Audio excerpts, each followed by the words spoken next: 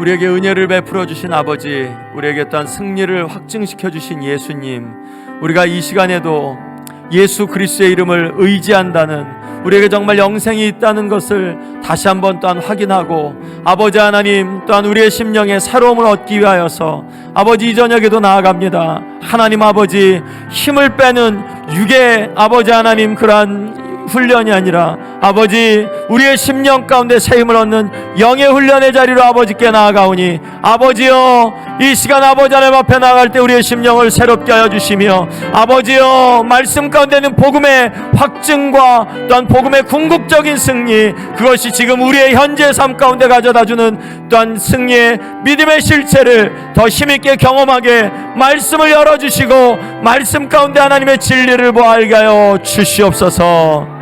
감사드리며 이 모든 말씀 예수님의 이름으로 기도했습니다. 아멘. 우리 오늘 말씀을 함께 같이 읽겠습니다. 오늘 요한계시록 16장 말씀입니다.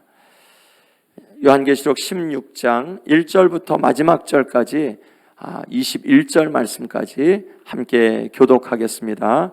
요한계시록 16장 1절부터 21절, 오늘은 마지막 7 대접이 나오고 6번째 대접을 쏟을 때 우리가 잘 아는 아마겟돈도 나오는 이제 그러한 16장의 말씀입니다. 교독합니다. 또 내가 들으니 성전에서 큰 음성이 나서 7 천사에게 말하되 너희는 가서 하나님의 진노의 7 대접을 땅에 쏟으라 하더라.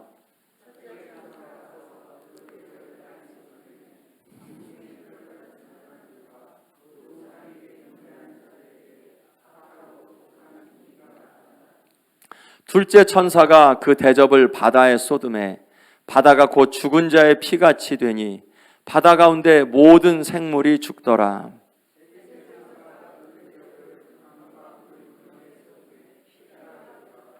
내가 들으니 물을 차지한 천사가 이르되 전에도 계셨고 지금도 계신 거룩하신 이여 이렇게 심판하시니 의로우시도다.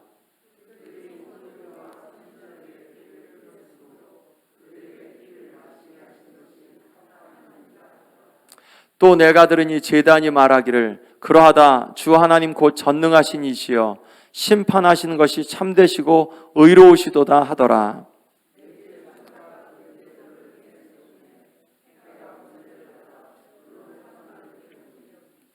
사람들이 크게 태움에 태워진지라.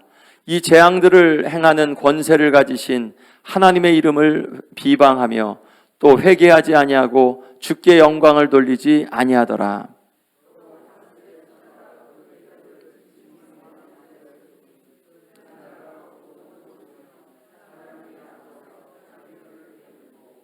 아픈 것과 종기로 말미암아 하늘의 하나님을 비방하고 그들의 행위를 회개하지 아니하더라.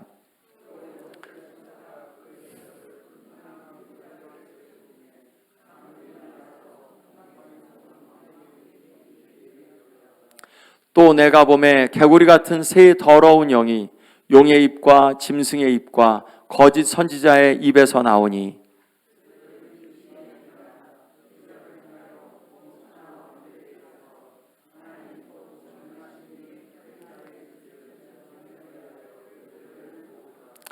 보라 내가 도둑같이 오르니 누구든지 깨어 자기 옷을 지켜 벌거벗고 다니지 아니하며 자기의 부끄러움을 보이지 아니하는 자는 복이 있도다.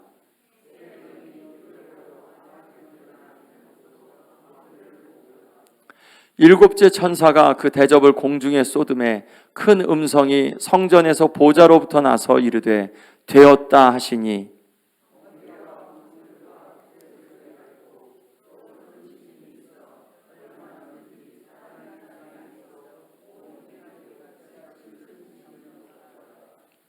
큰 성이 세 갈래로 갈라지고 만국의 성들도 무너지니 큰 성 바벨론이 하나님 앞에 기억하신 바 되어 그의 맹렬한 진노의 포도주 잔을 받음에. 같이 읽겠습니다. 또 무게가 1 달란트나 되는 큰 우박이 하늘로부터 사람들에게 내림에 사람들이 그 우박의 재앙 때문에 하나님을 비방하니 그 재앙이 심히 크미러라. 아멘. 우리 이제 일곱 대접 심판이 이렇게 말씀 가운데 있고요. 한번 쭉 여러분들이 그냥 통독을 한다 생각하고 이 말씀이 무슨 뜻일까 한번 생각해 보시면서, 일곱 대접 심판은 일곱 나팔 심판하고 굉장히 닮아 있어요. 이렇게 패턴이 첫 번째, 두 번째, 세 번째, 네 번째, 다섯 번째, 여섯 번째까지도 굉장히 좀 닮아 있는 모습을 볼 수 있어요. 예, 첫 번째 이렇게 어저께 서론격이었죠. 자, 성전에서 큰 음성이 났습니다.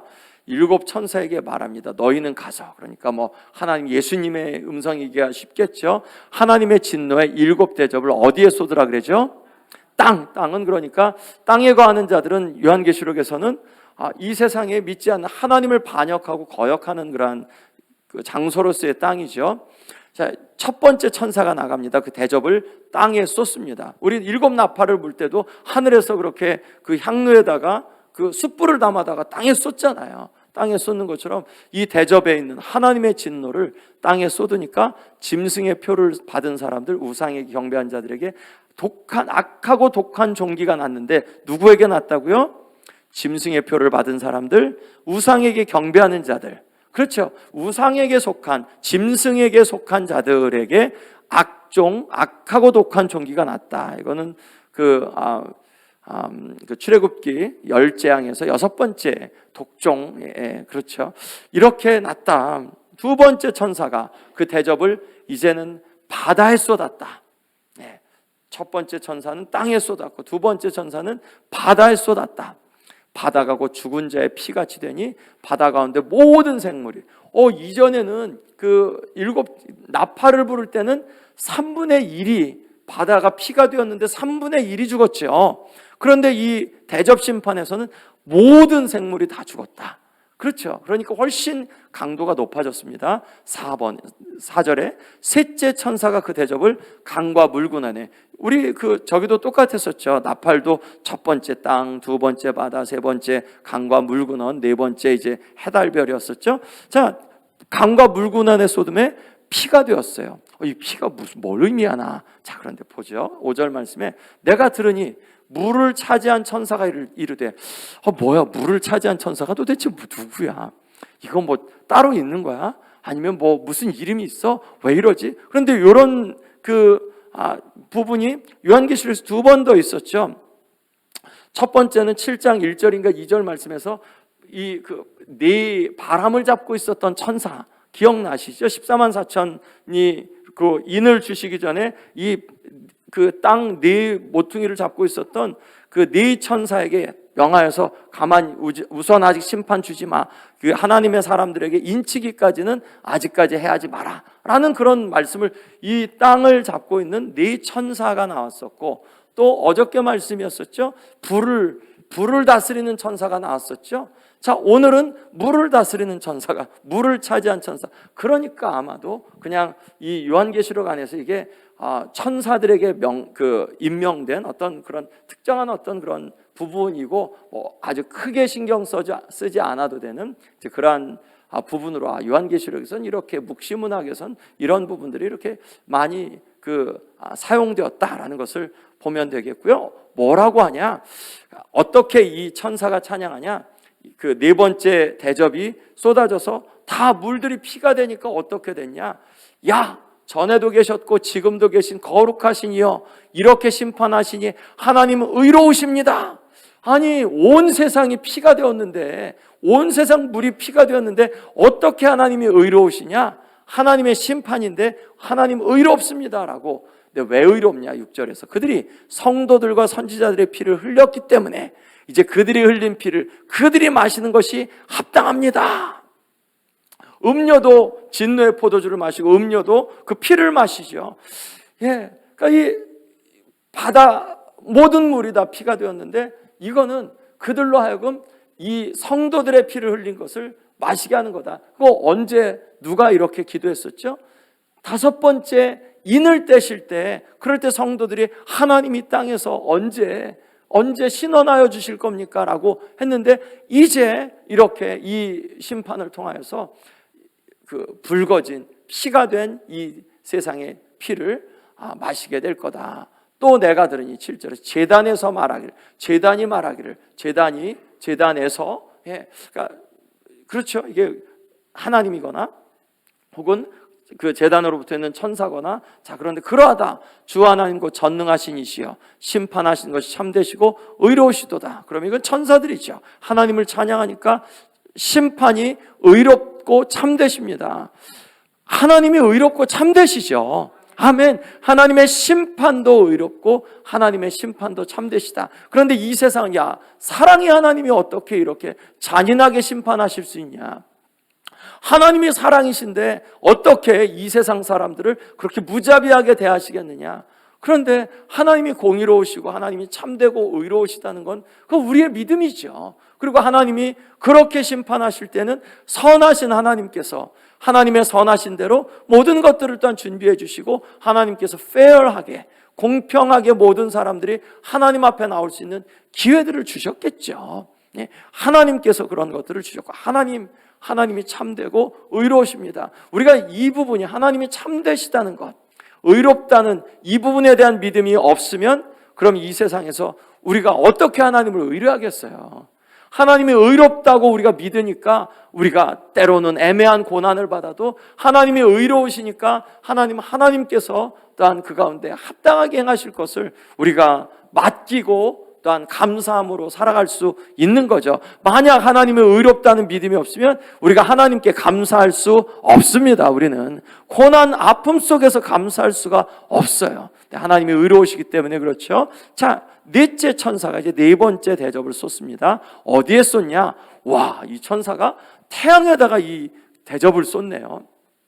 태양에다가 이 대접을 쏟으니까 해가 권세를 받았다. 어디에서 받았냐? 누구로부터 받은 게 특정되지 않았으면 요한계시록에서는 하나님께로부터 받았다고 하는 게 맞다고 했죠. 권세를 하나님께로부터 받아서 불로 사람들을 태우니 사람들이 크게 태움에 태워진지라. 사람들이 불에 태워졌다. 이 재앙들을 행하는 권세를 가지신 하나님의 이름을 비방하며, 하나님이 이런 재앙들을 지금 네 재앙을 행하셨는데 그것들을 행하는 하나님을 비방하고 있다. 이 재앙을 받는 사람들이 회개하지 않고 주께 영광을 돌리지 아니하더라. 주께 영광을 회개하지 않죠. 10절 다섯 번째 천사가 그 대접을 짐승의 왕좌에 쏟으니, 야, 이번엔 짐승의 왕좌에 쏟았어요. 짐승의 왕좌에 대접을 쏟았으니 우리 같으면 짐승 옆에 가지도 못하잖아요. 그런데 하나님의 천사가 하나님의 심판을 갖고 있으니 하나님의 권세를 갖고 짐승의 보좌에 이러한 진노의 대접을 쏟을 수 있는 권세가 있죠. 아멘. 천사가 짐승의 보좌에 그 진노의 대접을 쏟는 것, 하나님 안에서 이 짐승은 전혀 힘을 쓰지 못하는 그러한 존재인 것. 그러면 이 땅 가운데 짐승이 왜 이렇게 권세가 많은 것 같냐? 하나님께서 잠깐 허락해 놓으신 거다. 하나님의 뜻을 위하여서 그런 것을 볼 수 있죠. 왕좌에 쏟습니다. 다섯 번째 나팔에서 무슨 일이 있었죠? 다섯 번째 나팔을 보니까 황충이 무저경에서 이렇게 올라오게 되죠. 그런 것처럼 여기서도 짐승의 왕좌에 쏟았다. 그 나라가 곧 어두워졌다. 사람들이 아파서 자기 혀를 깨물었다. 아픈 것 종기로 말미암아 오히려, 야, 이러면 하나님 앞에 살려주세요 해야 되는데 하나님을 비방하고 그들의 행위를 회개하지 않았다. 마지막 때는 이렇게 회개하지 않는다. 고통을 당하고 고난을 당하도 회개하지 않는다. 여섯 번째 나팔을 부를 때는 어떤 일이 있었죠? 그 유브라데강 저쪽에서 2만만의 그러한 하나님께서 유브라데강을 지키는 그러한 천사들에게 이제 천사들을 놓아주고, 그러고 거기에서 2만만의 마병대가 오게 되죠. 똑같이 여섯 번째 대접을 쏟을 때 큰 강 유브라데강에 쏟네요. 그렇죠. 그러니까 패턴이 비슷하죠. 여섯 나팔하고 이 대접하고 패턴이 비슷하죠. 어떻게 됐냐? 강물이 말랐다. 강물이 말라서 동방에서 오는 왕들의 길이 예비되었다. 이 동방에서 오는 왕들이 본인들만 오나 왜 오는 거냐? 전쟁을 위해서 오는 거죠. 전쟁을 위하여서 온다. 또 내가 보면 개구리 같은 새 더러운 영. 자, 한번 보죠. 어떤 영들이 있나? 용의 입, 짐승의 입, 거짓 선지자의 입. 그 몇 장에서 나왔었죠? 용은 12장에서 용이 누구를 죽이려고 했죠? 여자의 아들을 죽이려고 했죠. 그리고 여자를 죽이려고 하고 여자의 남은 자손과 싸우려고 했죠. 자, 짐승과 거짓 선지자는 13장에 나오는데, 짐승은 용에게 권세를 받죠. 거짓 선지자는 땅에서 나와서 짐승을 선전해 주죠. 예, 그래서 이게 거짓 삼위일체라고 이야기하죠. 용, 짐승, 거짓 선지자. 12장, 13장에서 나오는 이 사탄의 무리들, 이 더러운 개구리 같은 새 더러운 영이 이들에게서 나온다. 그래서 뭐하냐 이들은? 그들은 귀신의 영이다. 이적을 행하여 온 천하 왕들에게 가서 하나님과 전능하신 이의 큰 날에 있을 전쟁을 위하여 그들을 모으더라. 마지막 전쟁이죠. 마지막 전쟁, 아마겟돈 전쟁. 그렇죠? 최후의 전쟁, 아마겟돈 전쟁 되게 많이 들어보셨죠? 뭐 666 아마겟돈 되게 많이 들어보셨죠? 예, 아마겟돈 전쟁을 준비합니다. 그런데 그 사이에 15절 보라, 예수님의 말씀이에요. 예수님이 말씀하는 거, 보라 내가 도둑같이 오리니 누구든지 깨어 자기 옷을 지켜 벌거벗고 다니지 아니하며 자기의 부끄러움을 보이지 아니하는 자는 복이 있도다. 예수님이 벌거벗고, 이 말씀을 어느 교회에 조금 주셨죠? 비슷하게 라오디게아 교회에 이 비슷한 말씀을 주셨죠. 예, 그들이 나는 부자다. 근데 예수님이 야 니네 좀 안약 좀 발라봐. 니네가 벌거벗은 걸 좀 보고 옷을 좀 사 입었으면 좋겠어 라고 예수님이 그렇게 말씀하셨죠. 그런 것처럼 너희가 자기 옷을 지켜 깨어 있었으면 좋겠다. 내가 도둑같이 올 건데 깨어 있어서 벌거벗지 말고 옷을 입었으면 좋겠다라고 말씀하죠. 새 영이 이 왕들을 모았는데 어디로 왔냐?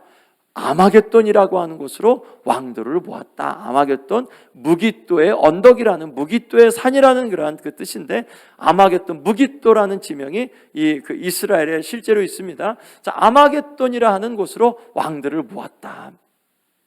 근데 요 한 번의 표현 때문에 실질적으로 그 요한계시록에서는 12장, 그리고 이 16장, 19장, 20장 네 번의 그 전쟁에 관한 이야기, 큰 전쟁에 관한 이야기가 있거든요. 이게 같은 전쟁이냐 다른 전쟁이냐에 대해서는 이제 어떤 안경을 쓰느냐에 따라서 다른데, 전체적으로 요한계시록 16장과 19장은 같은 전쟁이라고 그렇게 이야기하고, 12장도 마찬가지로 그렇고, 20장 같은 경우는 이제 세대주의의 관점을 갖냐 아니냐에 따라서 그것이 이제 다를 텐데, 아무튼 이 아마겟돈, 최후의 전쟁, 마지막 전쟁. 그런데 이 아마겟돈으로 우리를 막 위협하잖아요. 야, 그때 가면 뭐 3차 전쟁 우리 씨도 못 모를 텐데, 야 그때 아마겟돈 전쟁 있으면 어떻게 할까 하는데, 이 전쟁이 땅에서 이렇게 있는데, 이 전쟁의 결과는 이미 났죠.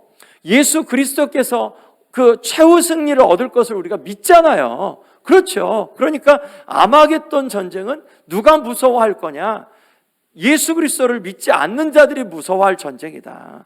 그러니까 예수 그리스도를 믿는 자들은 이 아마겟돈 전쟁에 그제서야 끝이 오겠구나라는 것을 우리가 그렇게 하나님 앞에 받고, 우리는 깨어서 도둑같이 오실 예수 그리스도 안에서 깨어서 벌거벗지 않고 옷을 입은 채로, 즉 예수 그리스도의 믿음을 가진 자, 인내를 가진 자의 그러한 삶으로 살아가야겠다는 그 마음을 가져야 되는 거죠. 자, 일곱째 천사가 그 대접을 공중에 쏟습니다.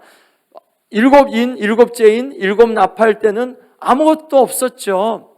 그런데 일곱째 천사 때는 진짜 재앙이 있어요.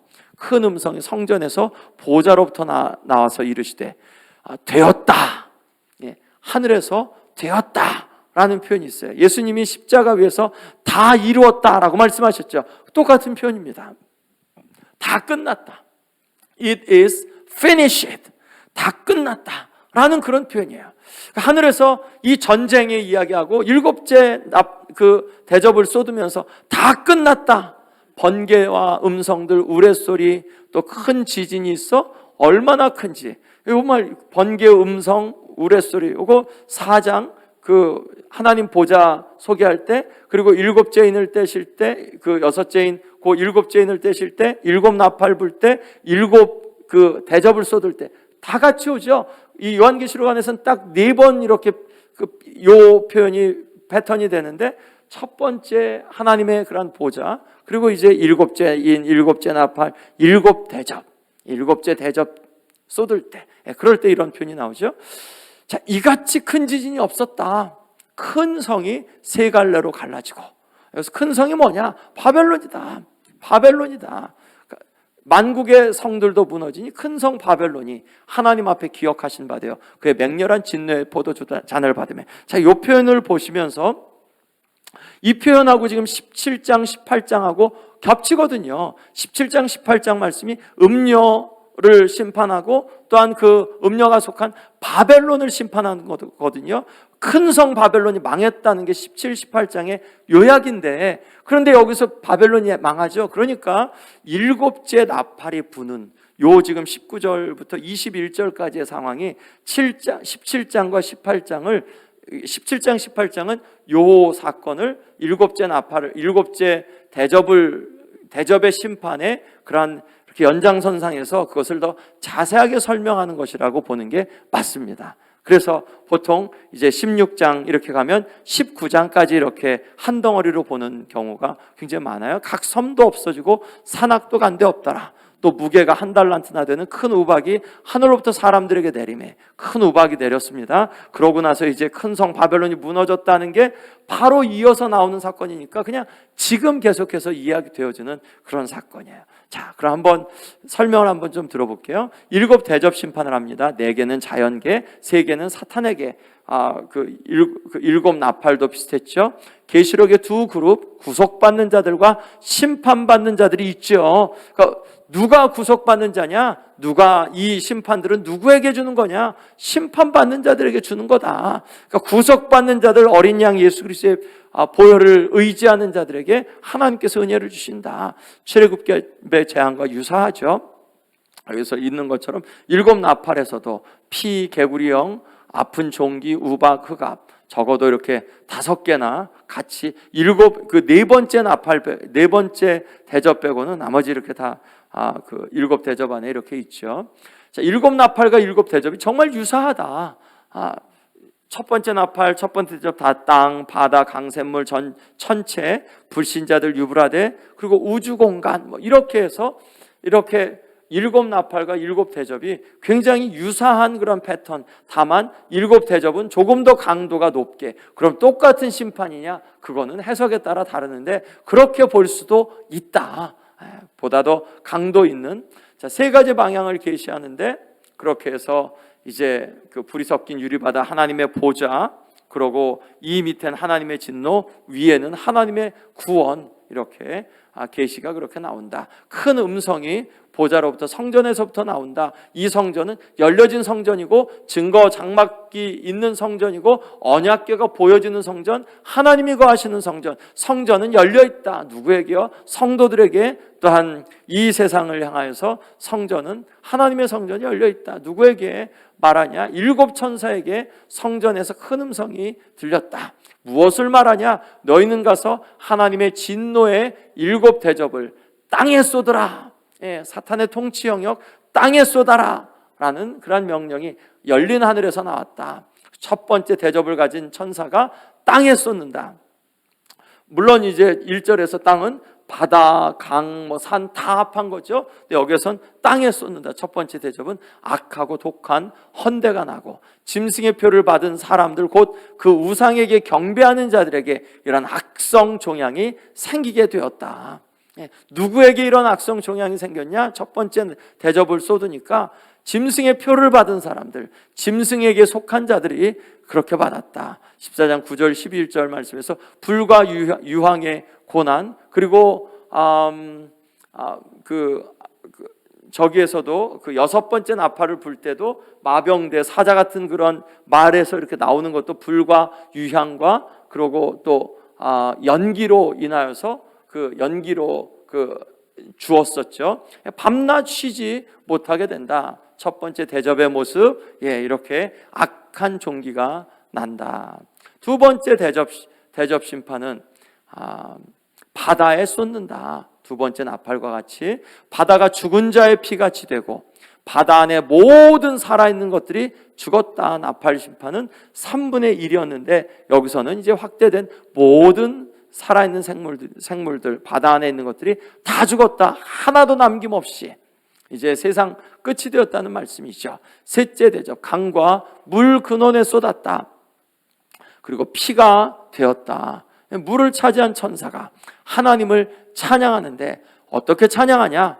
전에도 계셨고 지금도 계신 거룩하신 하나님, 하나님의 심판이 의로우십니다 라고 그렇게 찬양했다. 저희가 성도들과 선지자들의 피를 흘렸기에 피를 마시게 하신 것이 합당합니다. 하나님이 우리의 원수를 갚아주셨습니다. 이 세상에 물이 피가 되었는데 저들이 이 피를 마실 수밖에 없어서 하나님, 우리의 피를 이렇게 갚아주신 하나님, 의롭고 또한 하나님 참되십니다. 제단에서 음성이 납니다. 성전의 핵심적인 부분이죠. 예스! 하나님의 심판을 긍정합니다. 주 하나님 곧 전능하신 이시여 심판하신 것이 참되시고 의로우십니다. 하나님의 그 나라에서, 하나님의 성전에서, 하늘에서 하나님이 의로우십니다. 우리가 우리의 그 하나님을 찬양할 때 혹은 하나님께 기도할 때 하나님이 참되십니다. 하나님이 옳으십니다. 하나님은 언제든지 내 삶 가운데 아무거나 하실 수 있는 분이십니다. 왜냐하면 하나님이 의롭고 참되시기 때문에. 굉장히 귀한 고백이고 굉장히 귀한 찬양이죠. 하나님 앞에 하나님의 심판이 참되고 의롭습니다. 세 번째 대접 심판, 강과 또한 그 물근원, 호수나 그런 데가 다 피가 되었다. 그리고 이것은 다섯 번째 인을 뗄 때 그러한 그 성도들의 먼저 죽은 순교자들의 기도와 연관이 된다. 네 번째 대접을 태양에 쏟는다.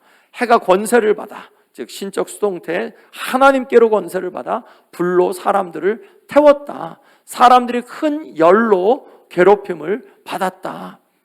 성도들은 해나 아무 뜨거운 기운에 상하지 않겠다고 말씀해 주셨죠. 왜냐하면 그 나라에 가서는 우리 셀 수 없이 많은 백성들이, 성도들이 저 7장에서 찬양하고 있죠. 성도들이 줄이지도 않고 목마르지도 않고 또한 해나 아무 뜨거운 기운에 상하지 않을 것이라고 하나님이 약속해 주셨고 그렇게 또한 찬양하거든요. 그런데 여기에서 이 큰 열로 괴롭힘을 받았다. 사람들이 누가 괴롭힘을 받는 거냐? 성도들도 이 기운에 상할 거냐? 그렇지 않다라는 말씀이죠. 이 권세를 행하시는 분이 하나님이시다. 짐승이 이 권세를 행하냐? 짐승이 이 권세를 행하면 우리도 그러면 그 어려움을 받겠죠. 그런데 하나님이 이 권세를 행하신다. 그들이 하나님의 이름을 회방하죠. 짐승 사역의 본질이 하나님을 회방하는 거죠. 하나님의 이름을 회방하는 거죠. 회개하여 주께 영광을 돌리지 않았다. 그래서 이필찬 교수는 이렇게 이야기합니다. 이 심판이 회개를 목적으로 하는 것이 아니었던 것 같다. 이 백성들의 회개를 목적으로 하는 게 아니라 오히려 그들에게 이러한 고난, 합당한 벌을 주고 있는 그러한 부분으로 그렇게 보여진다고 해석합니다. 네 번째 대접 심판, 해에 대접을 쏟죠. 그러고 이렇게 정말 해로 열로 고생하는 그러한 모습을 보게 됩니다. 다섯 번째 대접을 봅니다. 다섯 번째 대접을 어디에 쏟냐? 짐승의 보좌에 쏟는다. 용이 짐승에게 그 보좌를 주었죠. 권세를 주었죠. 짐승에게. 용이, 붉은 용이, 12장의 붉은 용이 13장 1절에서 이 짐승에게 첫 번째 짐승에게 권세를 주었죠. 보좌에 쏟았어요. 짐승이 갖고 있는 권세에 이 다섯 번째 대접을 쏟습니다. 감히 우리 입장에서 저 짐승은 하나님이 좀 대적해야 되는 거 아니야? 아니요. 일개 천사로도 얼마든지 짐승의 보좌에 쏟을 수 있는 그러한 권세가 이 천사들에게 있다. 흑암, 짐승의 보좌에 쏟으니까 흑암이, 그 나라가 곧 어두워졌다. 애굽 재앙에서 이스라엘 백성들에게 9번째 재앙이, 이제 이스라엘 백성들의 광명이, 애굽 땅에는 흑암이 있었죠. 하나님의 통제였었죠. 철저하게 하나님께서 통치하시는데 여기에서 어디가 어두워졌냐? 짐승의 나라가 어두워졌다. 짐승이 다스리는 곳이 어두워졌다.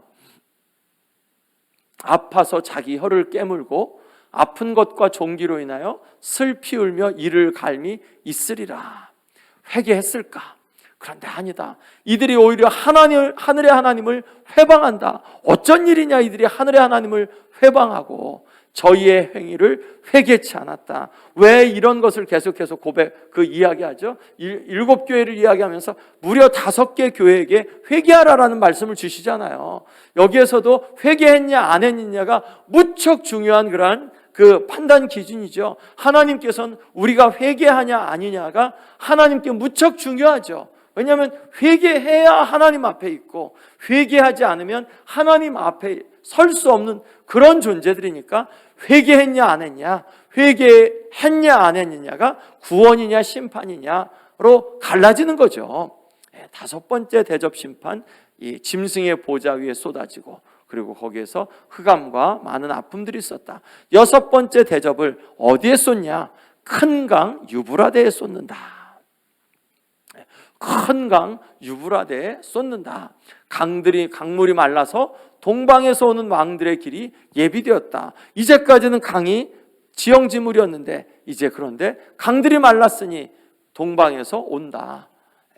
자, 6번째 대적의 심판이 이제 저기에서 그 강 맨 위에 있는 왼쪽에 있는 건 유프라테스 강, 그리고 거기에서 이제 그 여러 왕들이 막 오게 되죠. 알마겟돈 해서 이제 다 오는 거죠.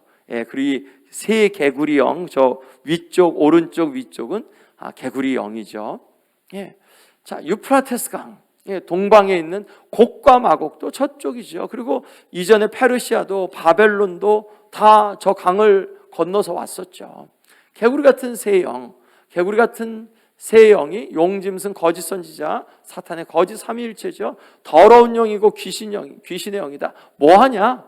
이적을 행하여 속인다. 그리고 온 천하 임금들에게 가서 하나님 곧 전능하신 이의 큰 날의 전쟁을 위하여 그들을 모은다. 마지막 싸움을 하려고 그 온 세상의 왕들을 모은다. 어디로 모으냐? 아마겟돈으로 모은다. 아마겟돈이 도대체 어디길래 이렇게 아마겟돈으로 모으냐? 그런데 거기에서 중간에 예수님이 15절에서 이렇게 말씀하시죠. 복이 있다. 누가 복이 있냐? 내가 도적같이 올 텐데, 갑작스럽게 올 텐데, 예고 없이 올 텐데 깨어서, 하나님께 산 자가 세상에 대해 죽을 수 있는 거죠. 우리가 그 십자가 지겠습니다 하는데 내가 내 영이 죽어 있으면 십자가 지고 싶어도 못 져요. 왜냐하면 십자가가 보이지 않는데, 십자가를 지려면 내 영이 깨어서, 어떤 게 십자가인지 내가 예수님하고 같이 있는, 그리고 주님이 나에게 지라고 하는 그 음성을 들어야 되죠. 그것을 분별해야 되는데 하나님께 산 자가 세상에 대해 죽을 수 있는 게 맞죠. 하나님께 대하여 죽은 자는 세상에 대해 이미 죽어 있기 때문에 사탄이 건드리지도 않죠. 깨어 있어야 된다. 우리가 하나님께 깨어 있어야 된다. 자기 옷을 지켜 벌거벗고 다니지 않아야 된다. 자기의 부끄러움을 보이지 않는 자가 복이 있다. 누가 수치를 당하냐? 우상 숭배로 인하여서 수치를 당한다.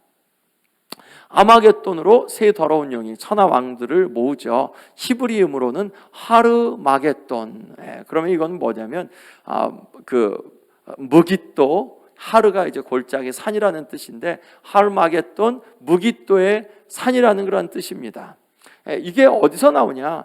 사사기서 5장이나 이제 이스라엘 압제하는 왕들이 패망하고 또 거짓 선지자가 패망하는 그런 모습이나 그런 부분들이 나온다. 스가랴에서도 이렇게 그러한 모습들이 나오는데, 아마겟돈이 마지막 전쟁으로 이렇게 볼 때 19장에서 백마탄 예수님이 마지막 전쟁을 치르거든요. 마지막 전쟁을 치르는데 예수님이 재림하실 때 하나님 곧 전능하신 이의 큰 날, 종말적인 심판의 날, 이거가 아마겟돈 전쟁이다라고 이제 해석을 합니다.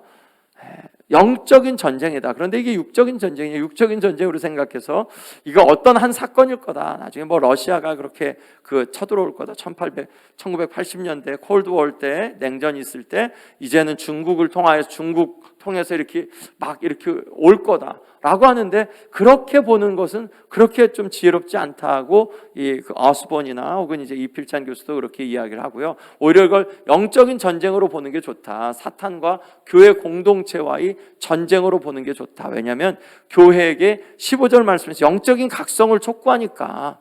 그러니까 그렇고 요한계시록에 나오는 네 가지 전쟁 다 모두가 보면 영적인 전쟁으로 보는 것이 좀 맞지 않겠냐. 12장에서 여섯 번째 나팔을 불 때, 그때 이제 그 유브라데 강을 건너서 오는 2만 명의 마병대가 있었죠. 그때 전쟁을 하려고 바다 모래 위에 섰다라고 말씀하고요. 16장 오늘 말씀에서 아마겟돈 전쟁을 준비하고요. 19장 19절 이 백마 타고 오시는 예수님과 함께 더불어서 싸우려고 그들이 전쟁을 일으키죠. 그리고 20장 8절 그건 천년왕국 때죠. 곡과 마곡의 왕들이 이제 와서, 곡과 마곡의 왕도 그 어디냐면 유프라테스 강 그 동편이에요. 그러니까 그들이 오는 것도, 그러니까 상징적으로 보면 아마겟돈 전쟁이라고 해석하기도 해요. 그 천년왕국을 어떻게 보느냐에 따라서. 아무튼 여기도 동편이거든요. 이 곡과 마곡, 이들이 와서 싸우죠. 그러니까 요한계시록 안에 네 번에 걸친 싸움이 있다. 대대적인 싸움. 12장이라고 작은 싸움인가요? 2만만을 데리고 오는데 작은 싸움 아니죠. 아마겟돈 전쟁, 최후의 전쟁이죠. 19장에 있는 이 전쟁도 백마 타신 예수님이 재림하셔서 싸우는 거니까 총공격이죠. 20장 천년왕국 이후에 그때 곡과 마곡이 다 모아서 싸우는 거니까 이것도 총력전이거든요. 네 싸움이 다 그래요. 다 총력전이에요. 근데 이 싸움이 다 개별적인 싸움일 거냐? 그러지 않을 것 같다 하는 것과, 그리고 이 싸움이 진짜 그런 그 세계 3차 대전처럼 그렇게 될 거냐? 그렇게 보는 것보다 영적인 전쟁, 하나님의 백성과 예수 그리스도에게 속한 그 하나님의 백성과 이 짐승 사탄에게 속한 그러한 자들과의 마지막 싸움으로 보는 것이 맞지 않겠냐라는 것이 이제 그렇게 이야기하고요. 2억 마병대 동방왕들이 진짜 그렇게 오는 거냐? 한 가지 그런데 난점은 아마겟돈이라는 그런 적인데, 아마겟돈 무깃도의 산이라 그랬죠. 무깃도는 저쪽 보여지는 데처럼 평지예요. 그냥 주변에 이렇게 작은 구릉 정도만 있고, 무깃도라는 그런 곳은 평지라고 해요. 그리고 2억이나 되는 사람들이 군대가 와서 싸울 만큼 큰 그것도 아니고 몇천 명 정도 와서 싸우면 될 만한 그런 정도의 그 장소라 그래요. 그리고 여기에 산이 없는데 어떻게 이게 아르마겟돈이 가능할까라는 것에 대해서 주석가들이 여기에 대해서도 많이 설명을 해놓겠죠. 그러니까 이건 상징적인 표현일 거다. 그리고 이것은 에스겔서의 말씀에 있는 그러한 곡과 마곡의 전쟁, 이제 거기에서 표현한 에스겔서에서 이제 산에서 전쟁할 것이라는 그런 그 부분에 대한 이제 이 요한계시록에서 첨가한 그러한 부분, 문학적인 첨가가 될 거다라고 해석하는데, 제가 생각할 때도 그것이 가장 개연성이 있는 그런 해석 같고요. 자, 7째 대접, 공기 가운데 쏟습니다. 마지막 대접이죠. 공중권세 잡은 자, 공기 가운데 쏟는다. 보좌에서 큰 음성이 나는데 되었다, it is done, it is finished. 예수님은 다 이루었다라고 말씀하셨죠. 그것과 같이 끝났다, 이 세상. 7째 대접을 부으면서 끝났다. 하늘에서 끝났다고 하면 끝난 거죠. 번개, 음성들, 뇌성, 큰 지진. 지난번에 한번 그 표를 한번 봤었죠. 점점 확장되어지는 그러한 모습이 보이죠. 7째 대접 심판이 이렇게 해서 큰 우박까지, 지진도 유사일의 가장 큰 지진이다. 큰 성이 세 갈래로 갈라지고 만국의 성들도 무너지고 큰 성 바벨론이 하나님 앞에 기억하신 바 되어 하나님의 맹렬한 진노의 포도주잔을 받는다. 각 섬도 없어지고 산들도 없어진다. 큰 우박도 무게가 한 달란트가 34kg래요. 아이고, 그거 한 방 맞았다가는 그냥 살아남지도 못하겠어요. 하늘로부터 사람들에게 내렸다. 사람들이 이 우박 재앙으로 하나님을 모독하고 회개하지 않죠. 그 재앙이 무척 컸기 때문에 끝까지 회개하지 않고, 즉 그들은 심판받기에 합당하다, 마땅하다라는 출애굽 재앙과 유사하죠. 자, 바벨론의 멸망이 14장 말씀에서 무너졌도다. 큰 성 바벨론이여 진노의 포도주를 마신다. 천사의 그러한 저희가 있었죠. 선포가 있었죠. 그리고 바벨론 당시의 로마 제국이었는데 17, 18장에서, 자, 여기에서 아까 표현 말씀드린 대로 이제 야, 큰 성 바벨론이 무너졌어. 7 대접을 쏟으면서 그렇게 이야기했는데 어떻게 무너졌는데? 그러니까 17장 18장에서 이렇게 말씀해 준다는 거죠. 우리는 17장 18장 장수가 나뉘어져서 16장 다 읽었으니까 쉬었다가 17장 해야지 하는데 두루마리에는 장이나 절이나 구분이 있었을까요? 없었을까요? 없었습니다. 우리가 편지를 쓰듯이. 그러니까 그냥 쭉 이어지는 거야. 어떻게 이 그 큰 성 바벨론이 무너졌을까? 그게 17장 18장에서 이어지고 있는 한 사건이라는 거죠. 그러니까 우리가 지금 다 온 거예요. 예수님이 바로 재림하실 거예요. 이 16장에서 다 되었다, 다 끝났다라고 말씀하는 게 진짜 예수님이 이제 19장으로 바로 이어져 가는 것처럼 예수님이 재림하시는 거예요. 예, 오늘 말씀은 이제 여기까지 이렇게 보게 될 겁니다. 예, 우리에게 이렇게 7 대접의 심판을 준 것, 7인, 7 나팔, 7 대접. 내일은 이제 그런 부분들을 다시 한번 복습을 할 텐데, 왜냐면 복잡하죠. 그러니까 다시 한번 좀 복습을 할 텐데, 이런 심판이 특별히 이 땅을 향한 심판인 것을 여러분 기억하시고 주님 앞에 우리는 구원의 노래를 더 힘있게 불러야 되는 줄로 믿습니다. 시간 함께 기도하겠습니다. 예수님 감사합니다. 마지막 이 심판을 하시면서 되었다, it is done 이라고 말씀하시면서 주님 심판을 끝내시겠다고 말씀하신 그 말씀을 우리도 귀담아 듣습니다. 주님, 우리의 눈을 열어주셔서 우리도 깨어서 이 시대에 벗은 자로 발견되지 아니하고 깨어서 이 시대에 주님이 주시는 그러한 세마포옷을 입은 흰옷을 입은 자의 삶을 살아내게 도와 주옵소서. 회개한 자의 삶을 살아내며 또한 하나님의 구원을 기다리는 자의 삶을 살아내게 도와 주옵소서. 예수님의 이름으로 기도했습니다. 아멘.